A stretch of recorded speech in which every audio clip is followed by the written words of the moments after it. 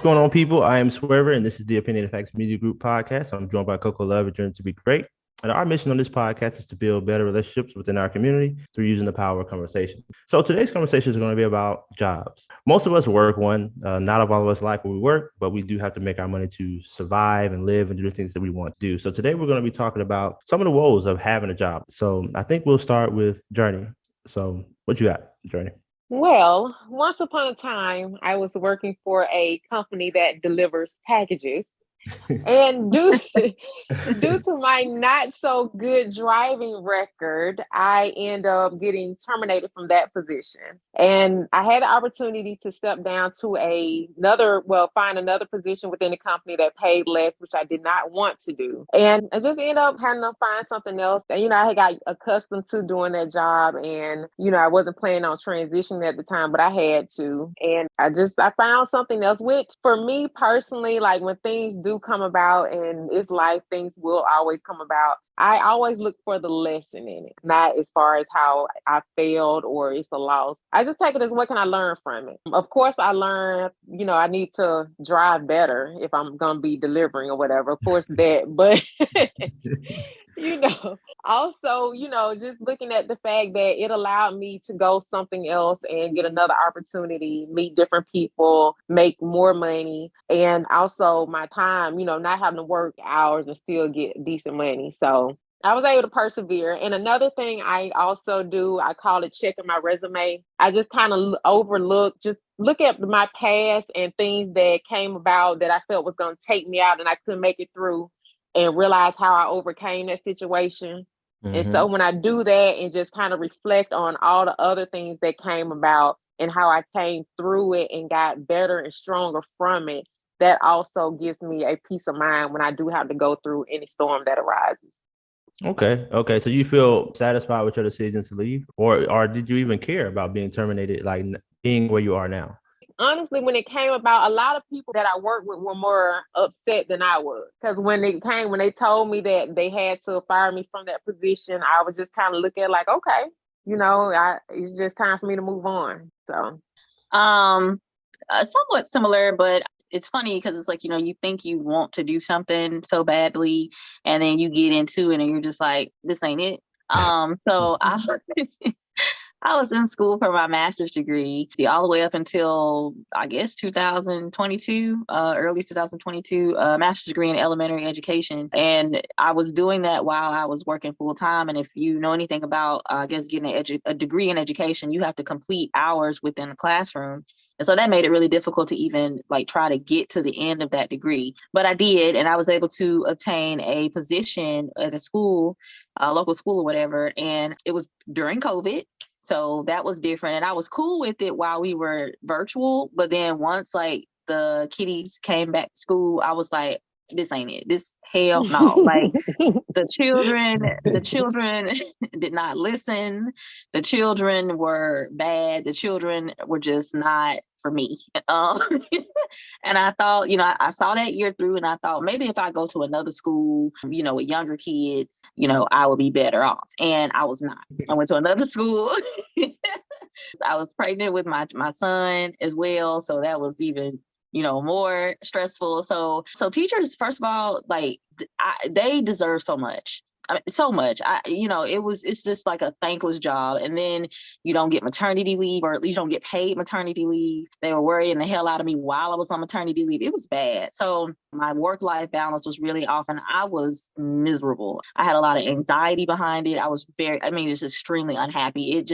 It occupied my whole life. Even on the weekends, I was doing lesson plans and all of that. I was not enjoying my new baby or anything for that matter. So I hate to say it, but COVID came. And so it forced me to kind of sit down. I had been applying, and I found the job that I currently have. And I dipped. I did not go back after COVID. They kept asking me when I was coming back or whatever. And I was just like, oh, I'm still experiencing symptoms.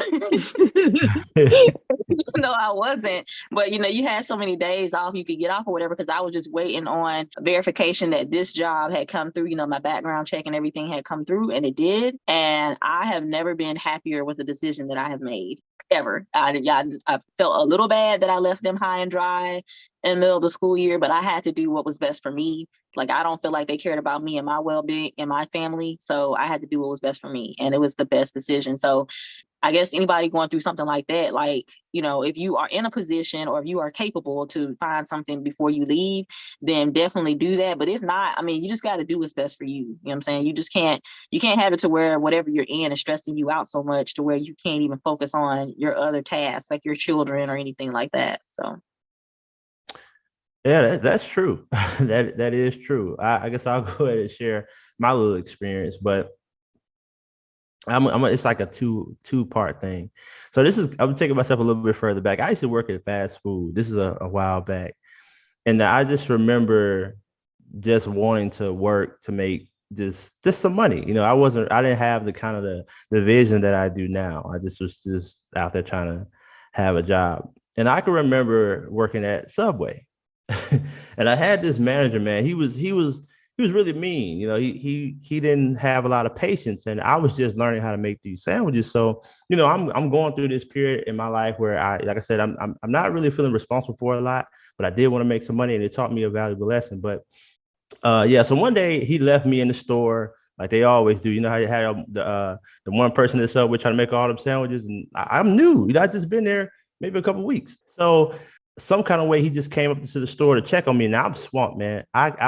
I'm trying to figure it out, run the register, all this stuff like that, and I haven't been properly trained. So he comes in, and when he gets there, he's like, "Hey, man, what are you doing?" And I'm like, making these sandwiches. Like the people, like this is like right in front of the customers or whatever. And I was like trying to make these sandwiches. He's like, "Man, I told you how to do this. You got the writing right up. Like anybody that works at Subway, they know what I'm talking about. But you got the description of the sandwiches right here, whatever you can look up." And I mean, this is happening in front of the customer. So I'm getting frustrated, and my attitude is not mixing well with the situation. So he comes around, puts his apron on, and he starts to help me with the customers to get them down. But the problem was I could still sense like he seemed more focused on the frustration he had with me rather than making the sandwich. So anyway, by this time, again, remember now, I had no responsibilities at the time. So I was like, you know what? I don't even care. If he says anything else to me, I'm going off right here. So anyway, you know, so it went on a little bit. I just kept quiet. He still talked about this and that. And so like, I'm trying to help the lady towards the vegetable side. He comes around and says, "You ring her up. Why you just," and I just, you know, I'm not going to say what I said, but it was some, it was some words. I'll say that. And so anyway, he was like, you know, you can go ahead and leave. And so I'm not going to say what I said, but whatever. I walked out from behind the counter and out into the lobby area where the Subway is. I took the apron and I threw the apron over the counter to the other side of the, you know, where the food was. And then I left out of the store. I said all that to say this. Sometimes these jobs can put a lot of pressure on you, and you may not feel adequate, but sometimes it's not that you're not adequate. Maybe you just don't understand how things go. And a lot of times we're not properly trained. A lot of us have to put out there, and then we have all these expectations. But one thing that it did for me, it made me realize that I don't want to work for somebody else for the rest of my life. So I started saving money and investing money, and that is what really changed my life. So now if I'm working because I have a goal in mind. I have a system of how I want to pay my own self out of having to work for someone else. So for example, $300 saved every month is a little bit over $10,000 in 3 years. So you got to ask yourself a question: what do you want? And after I started asking myself that question back then, it changed my life, and it made me more aware of the things that I could do with my money rather than just throwing it away on stuff that I didn't need. But I'll go more to that in a different episode. But have a vision for what you want to do. Don't just go to a job just to get money. Go with the understanding of what you're trying to accomplish. And that way you can pick better jobs to help you accomplish what you're trying to accomplish and avoid some of these jobs that maybe you just wouldn't even take in the first place. Okay, great point. And y'all were doing all of that in the Eat Fresh place. Yeah, got a little ratchet. That's when Jared was there, man. That's Jared. But anyway. Oh, goodness. Do you guys have any stories that you guys would want to share with us? If not, you know, that's cool. But I hope that what we talked about today can help you guys out in some way and just get you through. Thanks for listening. Don't forget to like, subscribe, and follow us on our social media links. I am Swaver, joined by Coco Love. Journey to be great. This is Opinionated Facts Media Group Podcast. Until next time, peace.